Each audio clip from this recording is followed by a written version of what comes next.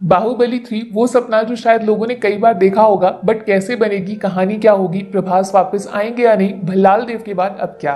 सवाल बहुत सारे हैं लेकिन जवाब सिर्फ एक है, यस बाहुबली 3 बनने जा रही है। मैं नहीं बोल रही हूँ, जिसने फिल्म पे पैसे लगाए उन्होंने लाइव इंटरव्यू में बोला।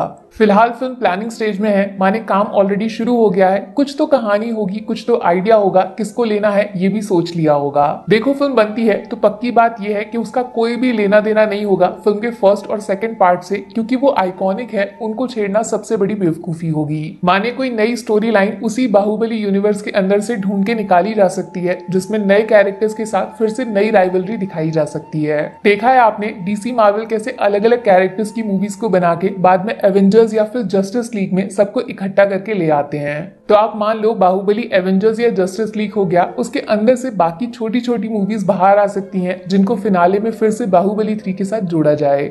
एक बात कंफर्म है, बाहुबली 3 चाहे जब बने, लेकिन ये दो नाम हमेशा इसके साथ होना ही चाहिए, वरना फिल्म रिलीज होने से पहले ही बुरी तरह पिट जाएगी। पहला एस राजामौली, जिनके दिमाग से बाहुबली का आइडिया बाहर निकला और Indian audience north south east west भूलकर सिर्फ सिनेमा को सेलिब्रेट करना सीख गई। फिलहाल राजामौली सर बिजी हैं अपनी upcoming pan world film SSMB 29 के साथ, जिसमें महेश बाबू लीड एक्टर होंगे और फिल्म जंगल एडवेंचर पे बेस्ड होने वाली है। न्यूज तो ये भी आई है कि ठीक बाहुबली फ्रेंचाइज के जैसी ये फिल्म भी 2 पार्ट्स में रिलीज होगी और सामने विलन्स भी डबल होंगे, एक ऋतिक दूसरे थॉर भैया। प्लान्स बहुत बड़े हैं, इसको ऑलरेडी इंडिया की सबसे बड़ी फिल्म बोला जा रहा है। बजट भी इतना होगा जिसमें 10-15 मूवीज बन के तैयार हो जाएं। ऑस्कर का प्रेशर है दोस्त। और दूसरा नाम बिना किसी शक डायनासोर प्रभास का है, जिनके फेस के बिना मुझे नहीं लगता मेकर्स को बाहुबली 3 बनाने के बारे में इमेजिन भी करना चाहिए। प्रभास का लाइनअप बहुत सॉलिड है बॉस। स्पिरिट आएगी, उसके बाद सलार 2 को आना है, राजा साहब है, फौजी है, कल्कि 2 के प्लान्स भी रेडी हैं, एक से बढ़कर एक फिल्म। सोचो बाहुबली ने तब 2400 करोड़ कमाए थे जब प्रभास पैन इंडिया स्टार नहीं थे, तो अब अगर बाहुबली 3 विद प्रभास बनेगी तो कलेक्शन में कैलकुलेटर को फेल कर देगी। लेकिन इससे पहले कि आप ऑलरेडी सपने देखने लग जाओ, प्रभास ने खुद एक इंटरव्यू में बोला था बाहुबली का चैप्टर खत्म हो गया है, उसके थर्ड पार्ट की जरूरत बिल्कुल नहीं है। इवन बाहुबली के राइटर राजामौली सर के फादर साहब ने भी बोला था कि फिल्म के थर्ड पार्ट के बारे में उनके पास कोई प्लान्स नहीं है, वो दोनों पार्ट्स काफी थे।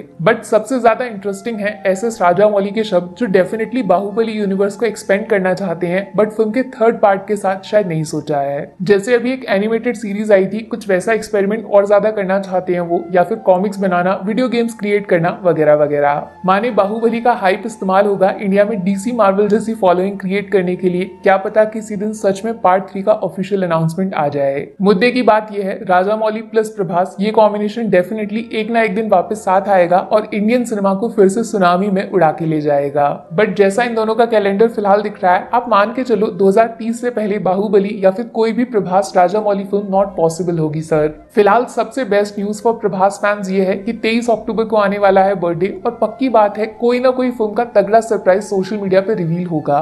संदीप वांगा स्पिरिट को ऑफिशियल कर सकते हैं, एक ऑडियो टीजर की बात बोली गई है, इवन सलार 2 का स्पेशल अनाउंसमेंट आ सकता है। क्या पता कर्ण फ्रॉम कल्कि का कोई स्पेशल डिलीटेड सीन आ जाए, और राजा साहब तो रिलीज के काफी पास है, उससे कुछ भूतिया वीडियो बाहर निकल आए। सच बताओ बाहुबली 3 का सपना सिर्फ सपना रहे तो अच्छा होगा, या फिर फिल्म की पॉपुलैरिटी के